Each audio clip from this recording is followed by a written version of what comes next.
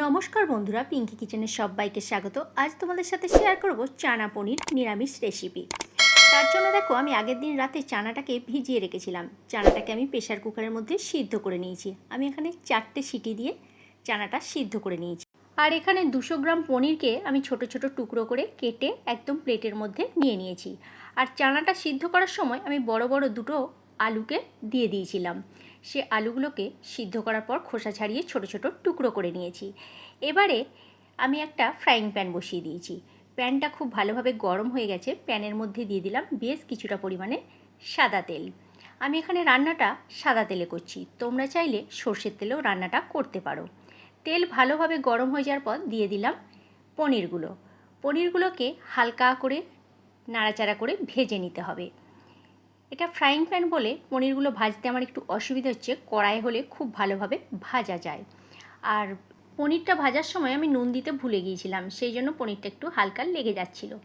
পনিরটা ভেজে তুলে নেওয়ার পর ওই তেলের মধ্যে দিয়ে দিলাম গোটা গরম মশলা, 2টো ছোটো এলাচ, 2টো লবঙ্গ আর 1 টুকরো দারচিনি। ফোড়নটা কয়েক সেকেন্ডের জন্য নাড়াচাড়া করে ভেজে নিয়ে দিয়ে দিলাম একটা বড় সাইজের টমেটো কুচি। টমেটোটা তেলের মধ্যে নাড়াচাড়া করে একটু ভেজে নিচ্ছি, যাতে করে টমেটোটা গলে যায়। একটু লো ফ্লেমে টমেটোগুলো কিন্তু আমি ভাজছি। এবারে যে সমস্ত উপকরণগুলো দেব সেইগুলো একটা বাটির মধ্যে আমি তৈরি করে নিচ্ছি।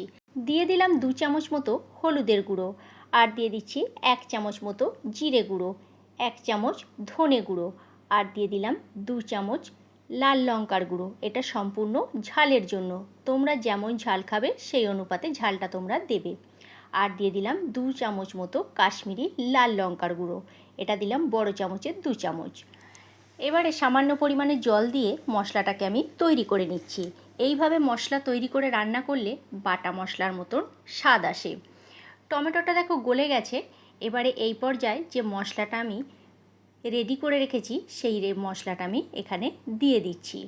দিয়ে খুব ভালো করে এবারে টমেটোর সাথে আমি এটাকে কষিয়ে নেব, যাতে করে মশলার কাঁচা গন্ধটা চলে যায়। আর মশলা যখন কষাবে তখন কিন্তু ঢাকনা দিয়ে ঢাকা দিয়ে কষালে মশলা খুব ভালোভাবে কষানো হয়ে যায়। দিয়ে দিচ্ছি বড় চামচের 1 চামচ মতো আদা বাটা। আদা বাটাটা দিয়ে আবারও মশলার সাথে খুব ভালো করে মিশিয়ে নিচ্ছি। দিয়ে দিচ্ছি স্বাদ মতো নুন, আর দিয়ে দিচ্ছি সামান্য পরিমাণে একটু চিনি। তোমরা চাইলে চিনিটা এখানে স্কিপ করতেও পারো, আমি এখানে চিনিটা দিচ্ছি স্বাদটা ব্যালেন্স হওয়ার জন্য। সমস্ত উপকরণ দেওয়ার পর খুব ভালো করে মশলাকে এখানে কষিয়ে নিতে হবে, যতক্ষণ না মশলার গা থেকে তেল ছেড়ে বেরিয়ে যাচ্ছে।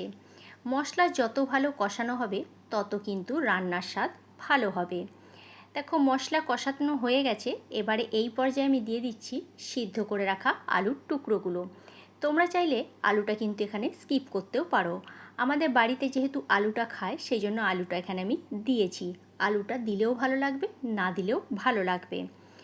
আলুটা দেওয়ার পর খুব ভালো করে আমি এখানে 2 মিনিটের জন্য নাড়াচাড়া করে কষিয়ে নিয়েছি। কষিয়ে নেওয়ার পর দিয়ে দিলাম সিদ্ধ করে রাখা চানা। চানার থেকে জলটাকে আমি এখানে আলাদা করে রেখেছি, চানাটাই শুধু দিয়েছি। এবারে চানা আর আলু খুব ভালোভাবে এখানে কষিয়ে নিতে হবে। এই রেসিপিটা রুটি, পরোটা, লুচি কিংবা নানের সাথে অসাধারণ খেতে লাগে। আমি একটা ঢাকনা চাপা দিয়ে চানা আর আলুটা কষিয়ে নিচ্ছি। 5 মিনিটের মতো ঢাকনাটা চাপা দিয়ে রেখে দিয়েছিলাম। 5 মিনিট পর আবারও ফিরে এসেছি, ঢাকনাটা খুলে দিলাম। খুলে দেওয়ার পর খুব ভালো করে চানা আর আলু একই সাথে আবারও একটু কষিয়ে নিচ্ছি। দেখো কালারটা কত সুন্দর এসেছে। ভিডিওটা যদি ভালো লেগে থাকে আমার চ্যানেলটা সাবস্ক্রাইব করার অনুরোধ রইল বন্ধুরা। আর পাশে থাকা বেল আইকনটা অবশ্যই প্রেস করে দিও, তাহলে কি হবে, যখন কোনো নিত্য নতুন আমি ভিডিও আপলোড করব সাথে সাথে নোটিফিকেশান তোমাদের কাছে পৌঁছে যাবে, তোমরা ভিডিওটি দেখতে পাবে। আর ফেসবুক পেজ থেকে দেখে থাকলে আমার পেজটি ফলো করে নিও। দেখো আলু আর চানা খুব ভালো করে কষিয়ে নেওয়ার পর দিয়ে দিলাম এখানে বেশ কিছুটা পরিমাণে জল। চানা সিদ্ধ করার যে জলটা ছিল সেই জলটাই আমি এখানে ব্যবহার করেছি, আর কিন্তু এক্সট্রা করে জল এখানে ব্যবহার করিনি।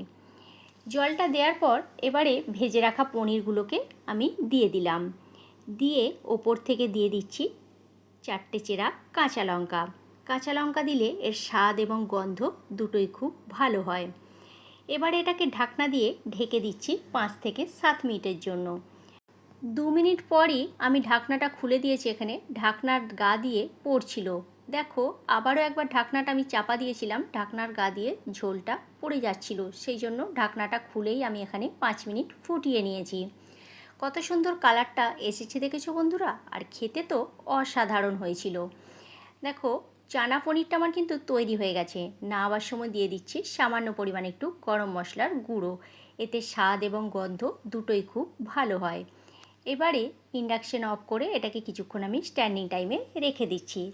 চানা পনির রেসিপি আমার তৈরি হয়ে গেছে। কেমন লাগলো অবশ্যই জানিও, ভালো লাগলে একটা শেয়ার করে দিও। আজকের মতো তাহলে এইখানেই, নেক্সট ভিডিওতে দেখা হচ্ছে তোমাদের সাথে আগামীকাল।